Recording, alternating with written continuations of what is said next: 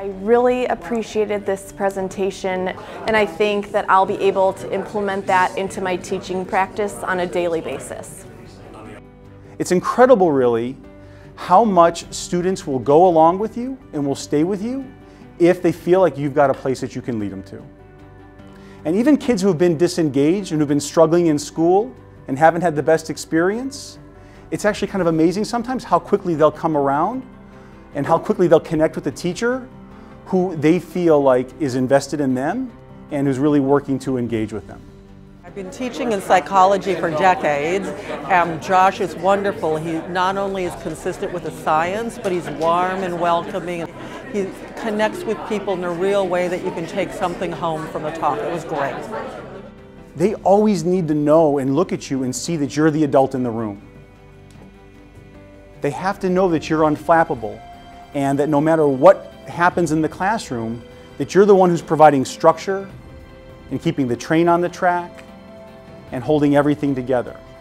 It's critical that they see that, because that's really what the optimal learning environment is for them. They need to know that somebody else is the adult that's providing the structure. That's how they tap into their potential, and that's how they learn best.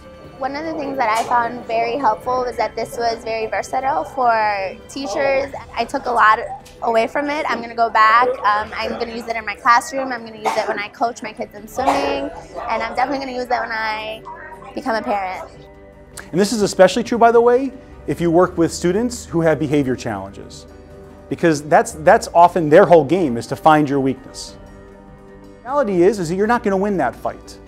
A lot of those students with behavior challenges have been fighting their whole life. They're better at that game than you. But you know what you're doing as a teacher.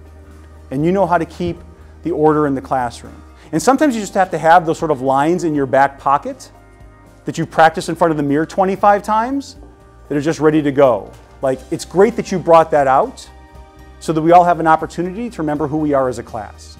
But that's not what we do. We need to stay focused on this. I found Josh's presentation to be compelling, accessible, and relevant for parents of kids really of all ages. This is a great presentation for educators and for anybody who's just in the life of children. And really the question is, do you trust your students to do very challenging work? So a lot of what has to happen is, the message to the students has to be, hey, this is going to be tough. I'm not giving you softball homework here. I'm not giving you softball things to work on. This is going to be tough stuff. And it's not going to be easy. But if you want big muscles in your arms, you do push-ups. And if you want your brain to be strong, you've got to strengthen your brain.